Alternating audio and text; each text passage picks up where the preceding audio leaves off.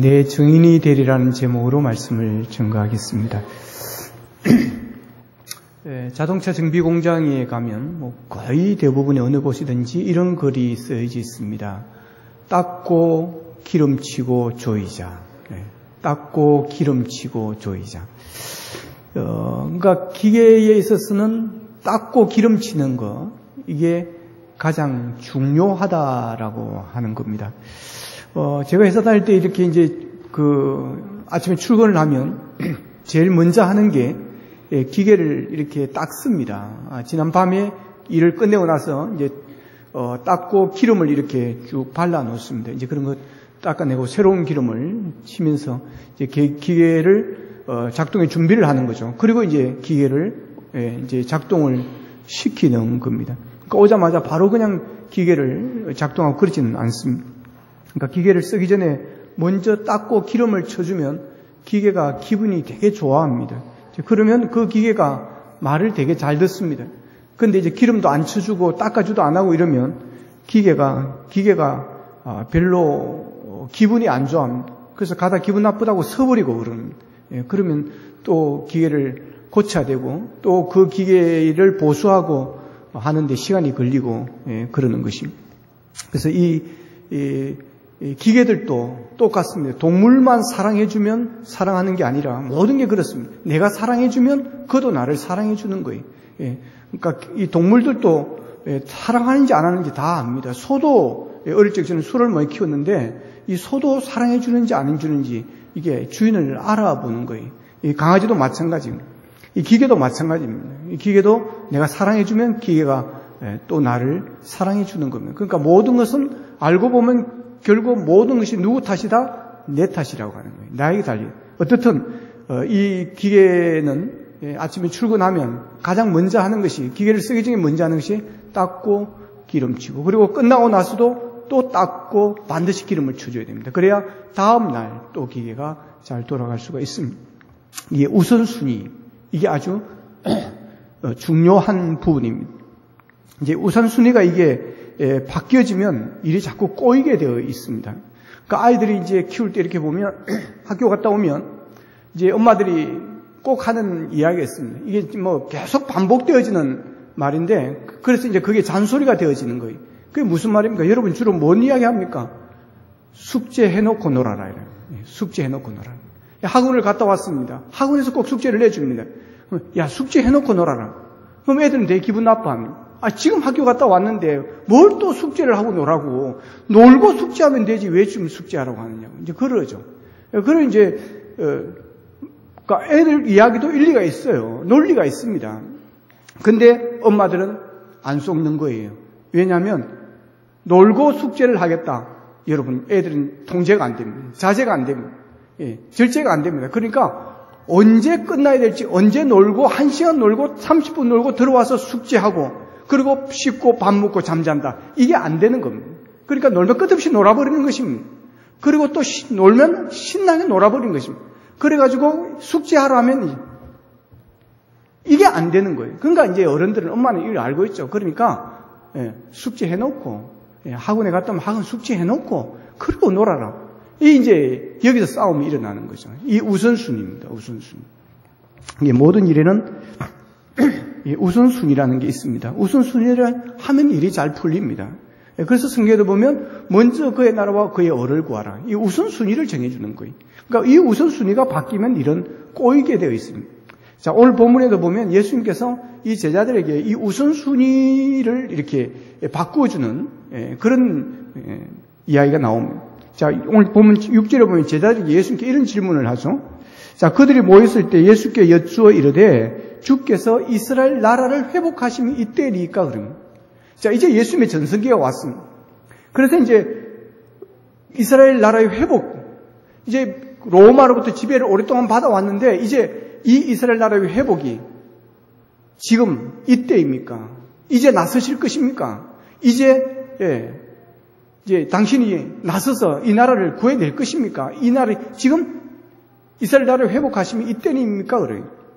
그러니까 예수님의 대답이 뭡니까? 8절, 7절, 8절에 보면 이르시되 때와 시기는 아버지께서 자기의 권한에 두셨으니 너희가 알 바 아니요. 오직 성령이 너희에게 임하시면 너희가 권능을 받고 예루살렘과 온 유대와 사마리아와 땅끝까지 이르러 내 증인이 되리라 하시니라 그럽니다. 자, 예수님께서 대답은 야, 그런 거 너 알 게 아니라는 거예요. 그런 거 지금 너희들이 관심 가질 때가 아니라고 하는 거예요. 지금 급한 것은, 지금 우선적으로 해야 될 것은 성령이 너희에게 임하시면 너희가 권능을 받는 거래요. 그리고 너희들이 나가서 예루살렘과 온 유대와 사마리아와 땅끝까지 이르러 증인이 되어지는, 이게 급하다라고 하는 것입니다. 그러니까 너희들의 우선순위가 지금 잘못되어 있다라고 하는 것이죠. 무슨 말입니까? 제자들에게 너희들의 관심을 바꾸라는 거예요. 너희들의 우선순위를 지금 급하고 지금 먼저 해야 될 것이 무엇인지를 이제 바꾸라고 이렇게 이야기하는 것입니다. 자, 제자들이 예수님의 말씀을 듣고 이제 함께 모여서 이제 오늘 보면 뒤로 2장으로 넘어가면 이제 마가다락방에서 모여서 막 120명이 따갑게 기도를 합니다. 그때는 어떤 일이 일어납니까? 예. 이제 교회가 새롭게 시작되어지는 성령의 사건이 임하게 되어지죠. 예. 거기서 성령의 임재를 경험하는 것입니다. 예. 불같이 바람같이 임하는 성령을 경험하고 이들이 이제 막 방언이 터지는 것입니다. 예. 뭐 외국어를 막 하는 것입니다. 자, 그리고 이들이 뭐 합니까? 이제 나가는 겁니다. 나가서 이제 예수님의 말씀대로 나가서 증인이 되는 겁니다. 복음을 전하는 것입니다. 부활하신 예수님을 그들이 나가서 이제 전하고 자기들이 증인이 되어지는 겁니다. 자, 그러니까 어떤 일이 일어났습니까? 사도행전 2장 41절에 보면, 자, 41절 같이 읽어보겠습니다. 시작. 그 말을 받은 사람들은 세례를 받음에 이날에 신도의 수가 3,000이나 더하더라. 할렐루야. 예. 그 장신대장 신학생들이 제일 좋아하는 말씀이 이 말씀입니다. 예. 말씀을 전하였더니 신도의 수가 그날에 몇 명? 3,000명. 예. 역사가 일어나, 기적이 일어났습니다. 이럴 일이라고 자기는 상상도 못했던 거죠. 예. 그리고 뒤에 47절에 보면 자, 이런 말씀을 합니다. 하나님을 찬미하며 또 온 백성의 칭송을 받으니 주께서 구원받은 사람을 뭐라 그랬어요? 날마다 더하게 하시니라.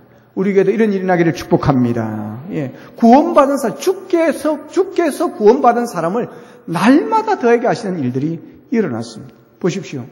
그들의 관심은 다른 데 있었지만 예수님의 관심은 뭘 따라 그들이 순종하고 나아갔더니 그 말씀대로 성령이 너희에게 임하시면 너희가 권능을 받고 예루살렘과 온 유대와 사마리아 땅끝까지 내 증인이 되라고 하셔서 가서 기도하고 성령의 은혜를 받고 성령의 권세를 받고 나갔더니 기적이 일어나는 것입니다.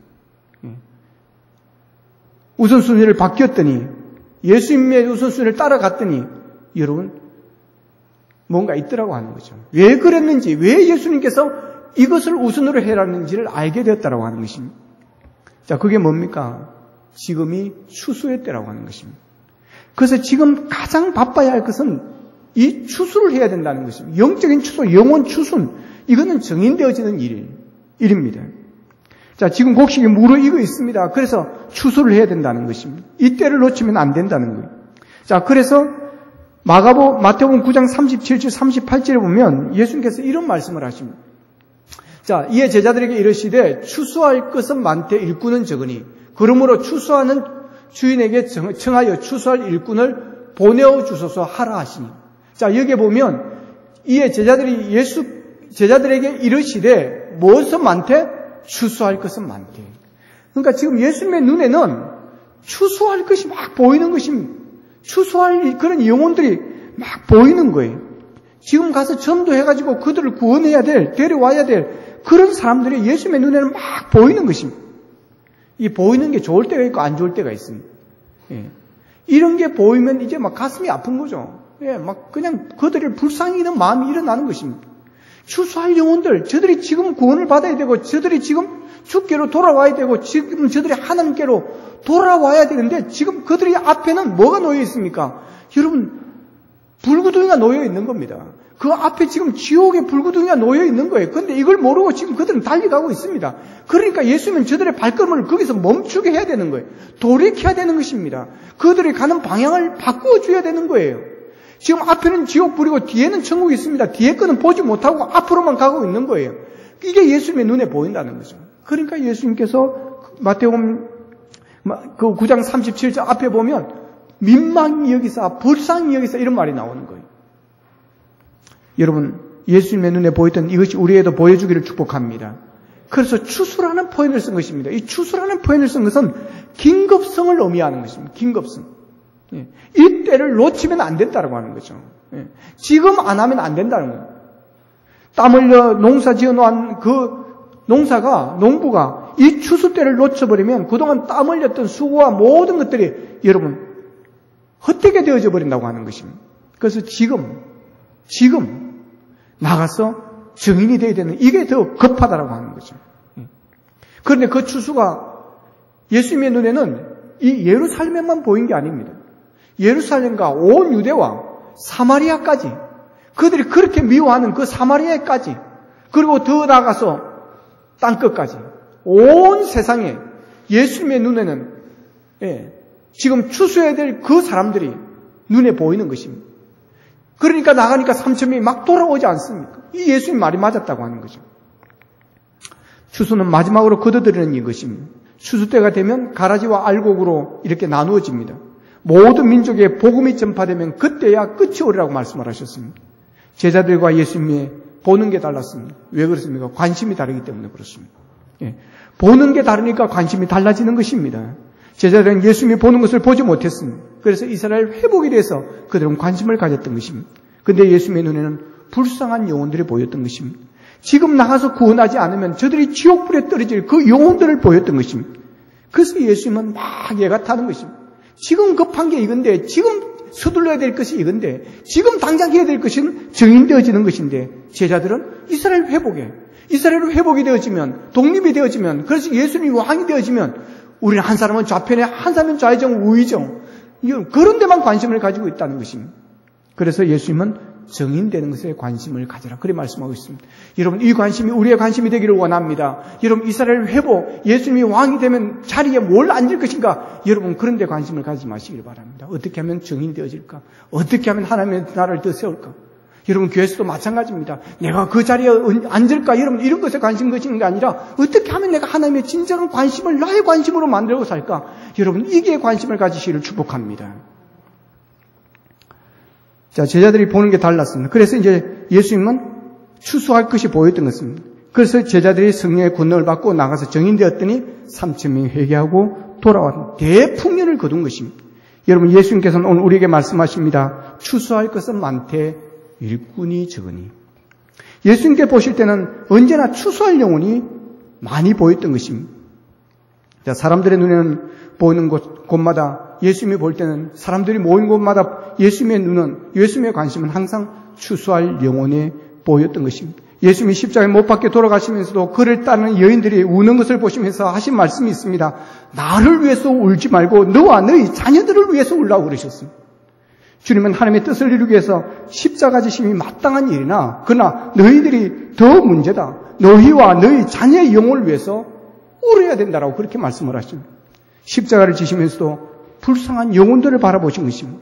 예수님은 언제나 추수할 영혼, 거기에 관심이 있었던 것입니다. 오늘도 마찬가지입니다. 예수님이 보실 때는 이 세상이 온통 추수할 곡식으로 가득 차 있습니다. 여러분 우리가 신령한 눈으로 주위를 바라보면 추수할 것으로 가득 차 있습니다. 여러분 잘 보면 전도할 사람이 보입니다. 할렐루야. 따라합시다. 잘 보면 전도할 사람이 보인다. 할렐루야. 그 사람들은 오늘 작정할 예비신자들입니다. 여러분. 한 이불을 덮고 자는 아내와 남편 중에도 있습니다.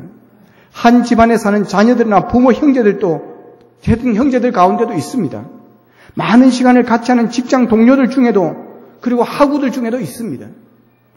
여러분 가까운 친척, 이웃 가운데도 있습니다. 영적으로 바라보면 여기저기 추수할 대상으로 가득 차 있습니다. 추수할 일꾼에게는 모두가 추수할 대상으로 보이는 겁니다. 영적으로 추수할 영혼이 보여야 됩니다. 그들이 우리의 예비신자고 그 사람들을 오늘 작정하고 우리가 기도하고 우리가 그들을 계속해서 집중 공략할 것입니다. 예수님의 보혈의 은총을 힘입고 성령의 안약을 발라서 추수할 대상을 바라볼 수 있기를 원합니다. 성령으로 내 영혼이 변화되고 거듭나서 새로운 영적 세계를 바라보는 눈이 열리기를 원합니다. 이 땅을 거니고 살아가면서 수없이 많은 사람들이 서로의 곁을 여러분 스치고 지나갑니다. 이런 무리들을 볼 때 정치가들은 자기가 만나는 사람들을 자기에게 표를 던질 수 있는 한 표로 사람들을 바라볼 수 있습니다. 장사하는 사람들은 자기 장사의 대상으로 자기의 이익을 줄 수 있는 고객으로 볼 수 있습니다. 예술을 하는 사람은 한 사람 한 사람이 작품의 대상일 수 있습니다. 그러나 예수님은 사람들을 보시고 무리를 보았을 때 목자 없는 양과 같이 방황하고 있는 양들로 보았다는 것입니다. 성경이 인간에 관한 여러 가지 아름다운 묘사들 중에 가장 탁월한 묘사 중에 하나가 있다고 한다면 양이라고 하는 표현입니다. 인생을 양으로 보시는 예수님은 나는 선한 목자라, 나는 양을 위하여 목숨을 버리기 위해서 왔다라고 그렇게 말씀을 하십니다. 예수님을 만나지 못하고 예수님을 알지 못하고 살아가는 인생들의 주님의 눈에는 목자 없는 그런 양으로 보이는 것입니다.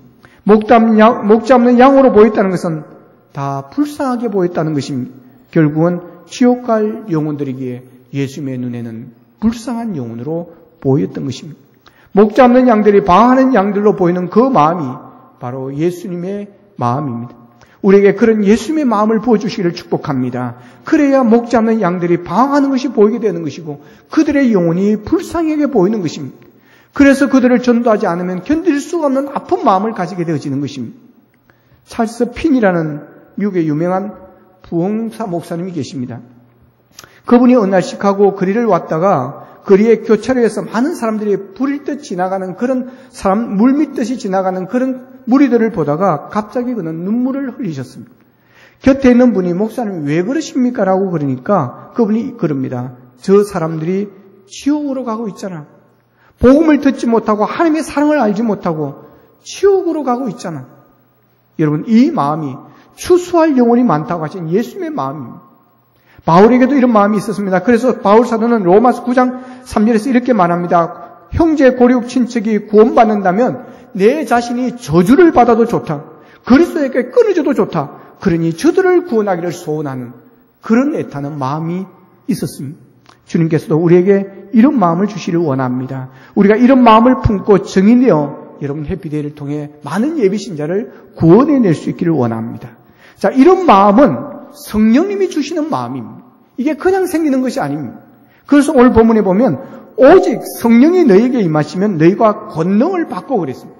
예루살렘과 온 유대와 사마리아 땅끝까지 증인되어지게 먼저 앞에다가 여러분 붙인 말씀입니다. 성령이 너희에게 임하시면 너희가 권능을 받고.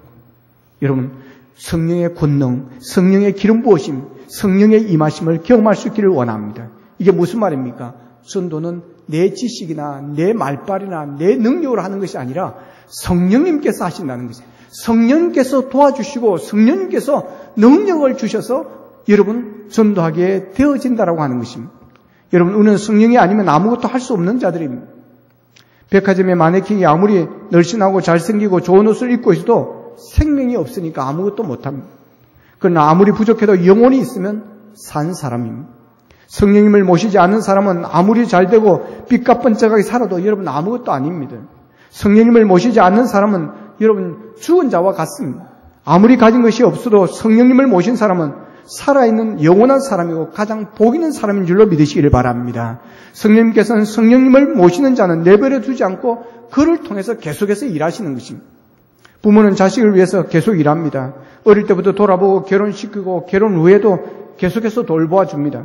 그러나 부모가 자녀를 위해서 할 수 있는 것이 한계가 있습니다. 능력의 한계가 있습니다. 아들에게 자동차를 사주고 싶어도 돈이 없으면 사주지 못합니다. 전세방이라도 얻어주고 싶어도 여러분 돈이 없으면 못 얻어줍니다. 또 부모는 시간의 한계 속에 있어서 나이가 들면 일도 못하게 되고 또 때가 되어지면 여러분 세상을 떠나게 되어집니다. 그러나 우리 성령님은 전능하심, 못할 일이 없습니다. 성령님께서 원하시면 우리의 모든 것을 도와주실 수가 있습니다. 성령님께서는 시간의 한계사가 없습니다. 여러분 성령은 영원하십니다. 그래서 성령을 모시고 사는 사람은 걱정이 없습니다. 우리는 늙어도 성령께서는 늙지 않습니다. 우리는 피곤해도 성령께서는 피곤해하지 않습니다. 성령이 임하시면 우리의 삶의 문제들 대부분이 다 해결되어집니다.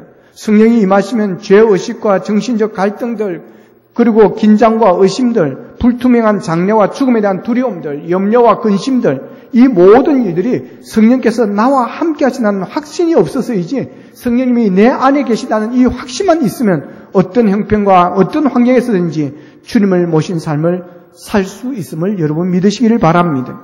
고린도전서 12장 3절에 보면 성령이 아니고는 여러분 누구든지 예수를 주라 시인할 수가 없다 그랬습니다. 여러분이 주는 그리스도의 살아계신 하나님의 아들이라고 믿고 고백하고 세례를 받고 나는 예수를 믿습니다. 나는 천국 가는 것을 믿습니다. 나는 영생을 얻었습니다라고 말하는 사람이라면 여러분 그것이 여러분의 지혜나 결단으로 되어진 것이 아니라 성령께서 은혜를 주셨고 성령께서 도와주셨음을 믿으시기를 바랍니다. 성령님은 우리의 연약함을 도우십니다. 로마서 8장 26절에 보면 이와 같이 성령이 우리의 연약함을 도우시나니 그랬습니다.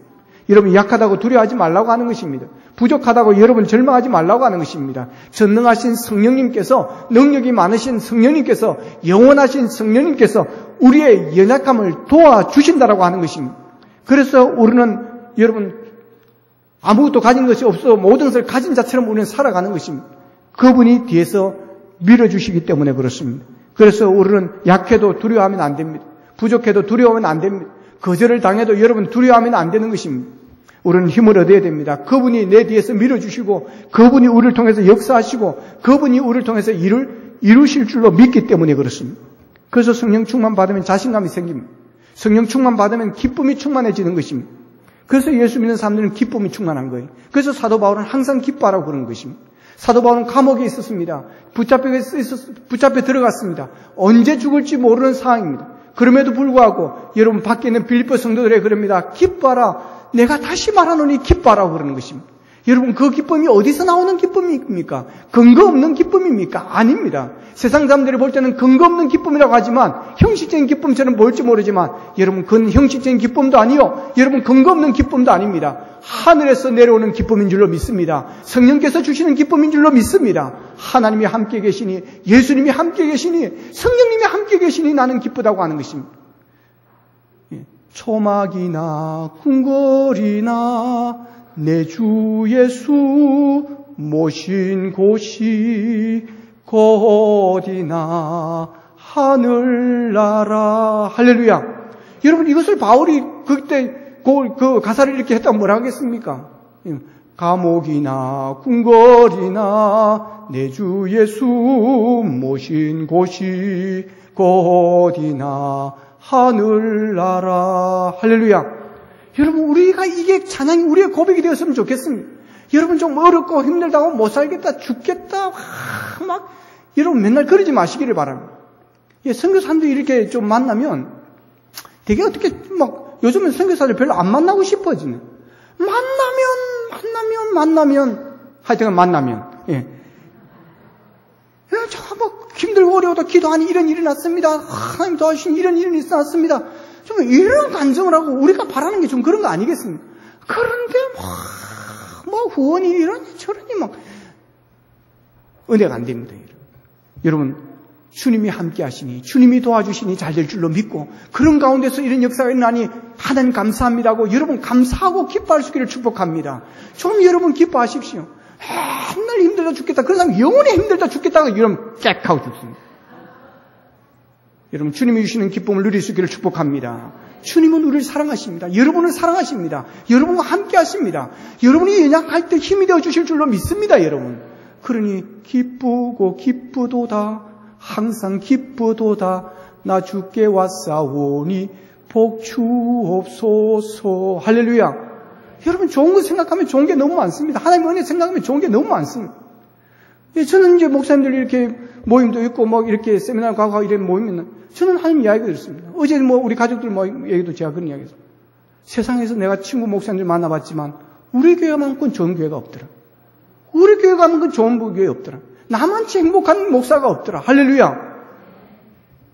여러분 기쁨으로 나아가시를 축복합니다. 성령이 우리를 도와주시는데 여러분 뭐가 그렇게 힘들고 어렵겠습니까? 합력하여 선을 이룰 줄로 믿습니다. 현재 당하는 고난 장차 나타날 영광과 좋게 비교할 수 있는 그런 역사가 일어나게 될 줄로 믿습니다. 여러분.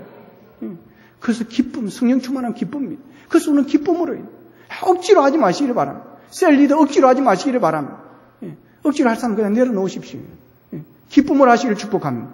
식당 봉사람들 보면 제가 존경스럽습니다. 얼마나 존경스러운지 모릅니다. 기뻐하면서 하는 거예요. 기쁨으로 하는 거예요. 기쁨으로. 제가 이렇게 다니봐도 식당 봉사하면서 기쁨을 하는 것은 우리 교회밖에 없는 것 같아요, 진짜. 진짜입니다, 이건. 우리 식당 봉사하는데 박수 한번 치는 거예요. 요즘 식당 봉사 안 하려고 그러고, 그러니까 식당을 이제 밖에 사먹기로 하고 누가 들어 그걸 내주고 막 이랍니다, 여러분. 얼마나 기쁜지 모르겠어요.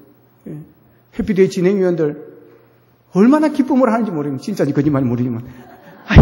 하여튼 기쁨, 제가 볼 때 다 기쁨이 충만한 거예요. 기쁨이 충만. 신수성가에 복이 있을 줄로 믿습니다. 여러분, 기쁨으로. 기쁨으로 해요. 성령이 충만하면 기쁨이 됩니다. 그리고 오늘 보면, 저 사도행전 2장 47절에 보면 이런 말씀이 있습니다. 초대교회의 모습을 한마디로 이렇게 이제 표현을 하는데, 자, 하나님을 찬미하며 온 백성에게 뭘 하니? 칭송을 받으니. 여러분, 우리가 증인 되려고 하면 우리가 잘해야 됩니다, 여러분. 우리가 잘못하면 전도의 길을 막는 거예요. 우리가 칭송을 받아야 됩니다. 칭찬을 받아야 될 줄로 믿습니다. 그래야 날마다 믿는 숫자가 더해질 수 있는 거예요. 나는 그 사람 때문에 안 간다 이러면 안 됩니다, 여러분. 나는 그 사람을 보니 하나님이 살아계신 것 같아. 그래서 나도 가야지. 여러분, 이래야 될 줄로 믿습니다, 여러분. 그래서 우리 예수 믿는 사람은 호감이 가는 사람이 돼야 돼요. 안 믿는 사람들에게 여러분 호감을 주는, 또 칭찬받는 그런 사람이 돼야 돼요. 그러니까 예수 믿는 사람은 노는 것도 이게 좀 호감이 가야 되는 거예요. 예수 믿는 사람은 옛날 고수도 앉아있고 여러분 노름하고 이러면 이게 여러분 은혜가 안 됩니다. 이게. 세상 사람들은 여러분 좋아할지 모르지만 속으로는 그러면서 돈 따가 또 좀 풀면 되는데 돈 따가 싹 가지고 싹 가버리고 이러면 안 되는 거예요. 오히려 방해됩니다. 그 사람 관계도 마찬가지입니다. 호감을 가지고 그래야 되는 거예요. 인간적으로도 호감이 가야 되는 거예요. 부부 관계도 사람들에게 호감이 가야 되는 거예요. 밑에 교회는, 밑에 집에는 막, 그 교회는 집 사고 권사라고 하는데 눈만 뜨면 싸우고, 눈만 뜨면 소리 지르고 있고. 여러분, 그래가 전도가 되겠습니까, 여러분? 그러면 안 됩니다. 참 그 부부들 좋더라. 참 좋더라. 여러분, 그런 말을 들어야 되지 않겠습니까? 가족과의 관계도 사람들에게 호감이 가야 됩니다. 디모데전서 5장 8절에 보면, 무릇 친족, 특히 자기 가족을 돌보지 아니하면 뭐라 그랬습니까? 믿음을 배반한 자요. 불신자보다 더 악한 자니라고 그랬습니다. 여러분, 예수 믿는 사람이 부모 형제간에 원수를 맺고 막 이래 살면 전도하기가 어렵습니다. 기본적인 인간의 자세가 되지 않으면 복음 전파하는 일에 걸림돌이 되어지는 거예요. 그래서 우리가 희생해야 됩니다. 우리가 참아야 되고 우리가 더 섬기고 또 봉사해야 됩니다. 이제 추석 때 이제 5만 원씩 모아가지고 이제 시장 보자 이럴 때 여러분은 만 원 더 내가 6만 원 내십시오. 형편이 되면 내가 10만 원 낼게. 좀 이래줘야 됩니다. 여러분, 그 5만 원 아껴가지고, 할렐루야. 이렇게 좀 더 여러분, 그런 분위기를 만들어 가야 되는 거예요. 이웃과의 관계도 마찬가지입니다. 예의를 갖추고 사람답게 살 때 칭찬을 받는 것입니다. 여러분, 운전할 때 바르게 하십니까? 운전할 때 앞에 사람 끼어들었다고 여러분도 가서 또 앞에 가서 끼어들고 그러지는 않습니까? 주차장에 여러분 주차를 할 때 바르게 주차를 하십니까? 평범하게 사는 삶에서 여러분은 다른 사람에게 이웃으로서 어떤 삶을 살고 계시냐고 하는 것입니다. 예수를 증거하는 사람으로서의 자세가 삶으로 드러나게 될 줄로 믿습니다. 목회자의 관계도 마찬가지입니다. 여러분은 세상에 나가서 목회자를 어떻게 말하십니까? 저는 지금까지 절에 다니는 사람들이 여러분 절의 스님들에게 성례에 대해서 함부로 말하는 것을 들어본 적이 없습니다. 우상을 섬기는 사람들조차도 함부로 말하지 않는데 신앙생활하는 사람들 가운데서 목회에 대해서 함부로 말하는 사람들이 있습니다. 어떤 사람은 또 자기 교회 목사님에 대해서 여러분 함부로 말하는 사람이 있습니다. 그래가지고 여러분 복을 받겠습니까? 여러분? 그래가지고 여러분 전도에 도움이 되겠습니까? 전도에 도움되지 않습니다. 우리가 예수님의 증인으로 살려고 하면 우리의 삶이, 우리의 생활 자세가 부활을 믿고 영생을 믿는 사람답게 살아야 될 줄로 믿습니다. 그것뿐만 아니라 예수님의 부활과 영생을 믿는 사람은 다른 사람들에게 예수 믿으면 멸망치 않고 영생을 얻는 사실을 우리가 증거하면서 살 수 있어야 되는 것입니다. 여러분은 다른 사람에게 얼마나 전도해 보셨습니까? 여러분의 남편, 여러분의 아내, 여러분의 형제, 자녀, 이웃에게, 친척에게 얼마나 전도를 해 보셨습니까? 아마 한 번쯤은 다 해 보셨을 것입니다. 그래도 예수 믿으라고 교회 한번 가보자고 얘기해 보셨을 것입니다. 근데 몇 번이나 해보고 여러분 포기하셨습니까? 여러분 다른 것은 포기해도 전도는 포기하면 안 됩니다. 전도는 영혼을 살리는 것이기 때문에 그렇습니다. 먼저 알고 있는 우리는 아직 알지 못하는 이에게 우리는 알려야 됩니다. 그게 증인입니다. 먼저 믿는 우리는 아직 믿지 않는 이들을 믿게 해야 되는 것입니다. 여러분 음식 정도 잘하는 곳이 있으면 여러분 먼저 먹어본 사람이 아직 먹어보지 못한 사람들을 소개하고 데리고 가는 것입니다. 여러분 좋은 식당을 전도하면서 여러분 왜 예수님은 자랑하지 못하고 교회는 자랑하지 못하고 여러분 목회자는 자랑하지 못하고 전도하지 않고 못하고 있는 것입니까? 우리가 그들을 전도하지 않으면 그들은 여러분 지옥 갑니다. 그들을 전도하기 위해서 우리가 잘해야 되고 삶의 모범을 보여야 되게 될 줄로 믿습니다. 여러분 우리가 그들이 돌아가시기 전에 그들이 이 세상 끝나기 전에 가장 우리가 먼저 해야 될 때 가장 귀중한 것은 그들의 영혼을 살리는 것입니다. 그들의 영혼을 주께로 인도하는 것입니다. 선물 중에 가장 최고의 선물이 여러분 구원의 선물이요 복음인 줄로 믿습니다. 사랑 중에 최고의 사랑이 여러분 예수 사랑 전하는 것이고 복음을 전하는 것인 줄로 믿습니다. 이번 추석 때 여러분의 가족에게 이 선물을 하시기를 바랍니다. 그래서 여러분의 가족을 구원하시고 이번에 작정하는 예비 신자들 여러분 그들을 전도할 수 있기를 원합니다. 예수님께서 말씀하십니다. 지금은 추수의 때라고. 추수할 것이 많다고 하는 것입니다. 그래서 우리가 이 말씀의 제자들처럼 순종하고 나아갈 때 역사가 일어나게 될 줄로 믿습니다. 그래야 이 해피데이의 이 많은 영혼을 우리가 추수하고 하나님을 기뻐 춤추게 하는 이번 해피데이가 되기를 주님의 이름으로 축원합니다. 이 시간 우리 예비신자 작정하겠습니다. 여러분 받은 것으로 3명 이상